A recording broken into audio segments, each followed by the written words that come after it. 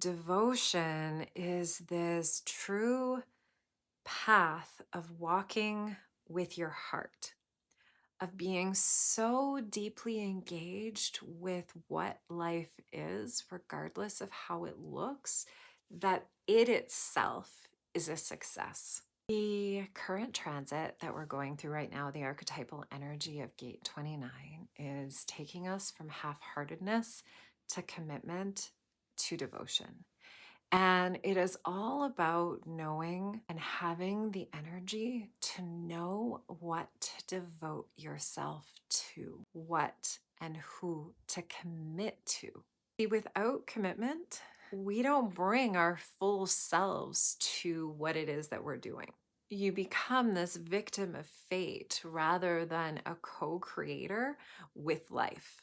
And you see this play out over this agony of wondering if you committed to the right thing or not.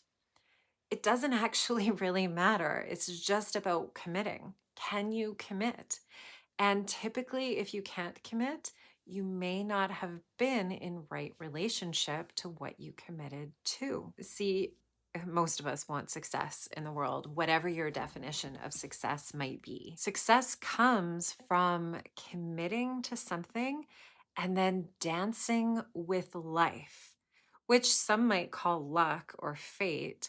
I just think of it as being in this deep engagement with the unseen world, with the earth, with the cosmos, with the energies that move in between people. Commitment requires a deep level of faith that has you showing up, even if you don't want to, which has you showing up even when stuff is hard. And rather than it being something that you should do, which could very much be a sign that you're in the shadow of half-heartedness, because I am a very strong believer that we shouldn't should ourselves into anything. Commitment is something you feel in your core. It's almost like I kind of have no choice.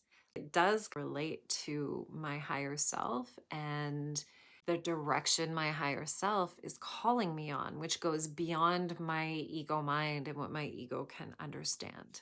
And there becomes trust in a cycle. See, we get stuck in half heartedness if we don't get this upward trajectory that doesn't have any slow points or backward points. If you take two steps forward and then one step back, so many people quit here instead of seeing it as an opportunity to go deeper into what it is that you're devoting yourself to. I used to experience this with my yoga practice regularly. One day I could do drop backs, drop back into back bends. The next day I couldn't. I still showed up on my mat every day, and it showed me exactly where my mind was very unhealthily committed to wanting me to get things perfect. This is how we unfold. This is how we move from half heartedness to devotion. We uncover everything that stops us to committing to something, and we begin to devote ourselves to whatever comes up in the moment of our commitment. If it starts to feel hard, we engage what feels hard. You got to know what to commit to. And sometimes stuff just doesn't work out. And I have found that if you follow your strategy and authority, there is an element of things working out, quote unquote, in a more easeful way. It's no guarantee that it's going to be good because we can't see everything. Sometimes we have to go through hardship. But the point is that we don't quit when things get hard. Devotion is this true path of walking with your heart, of being so deeply engaged with what life is, regardless of how it looks, that it itself is a success. And then you just let life take you.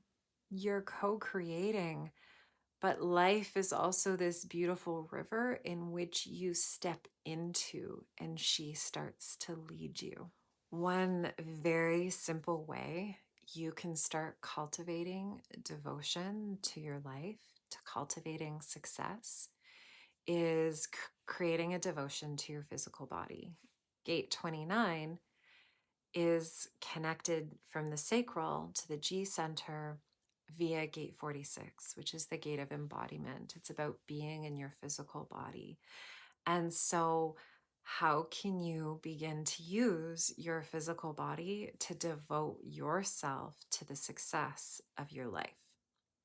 One of my favorite ways to do this is simply by closing my eyes and putting on a song that has no lyrics so that my mind isn't active and moving, allowing my body to lead. That in itself, that simple act will allow you to devote yourself to your success.